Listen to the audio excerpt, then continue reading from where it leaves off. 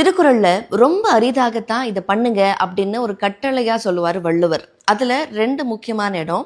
ஒன்று, கற்க கசடற, கத்துக்க வேண்டியவற்றை எல்லாம் பிழை இல்லாம கத்துக்கோங்க அப்படிங்கிறது ஒன்று.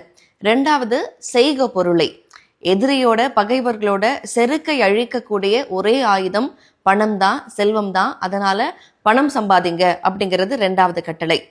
அப்படி செல்வம் முக்கியம் அப்படின்னு சொல்ற வள்ளுவர், அப்படி செல்வம்லாம் ரொம்ப முக்கியம்லாம் இல்லை, அதை விட முக்கியமான ஒன்று இருக்கு அப்படின்னு ஒரு இடத்துல சொல்றாரு. அது எந்த குறள் அப்படின்னா, ஆக்கம் இழந்தேம் என்று அல்லாவார் ஊக்கம் ஒருவந்தம் கை துடையார்.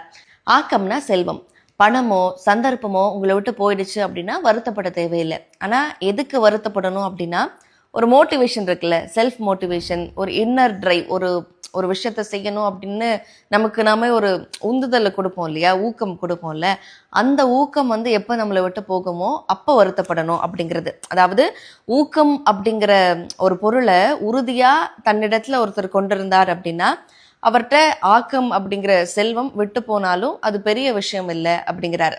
ஜப்பானிய மொழியில எனக்கு ரொம்ப பிடிச்ச ஒரு ப்ரோவர்ப் இருக்கு. அதாவது, when fishermen cannot go to sea they repair nets.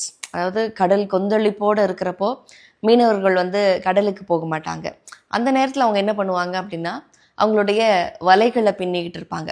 அதாவது வாட்ஸ் நெக்ஸ்ட் அப்படிங்கிறத நோக்கி போவாங்க.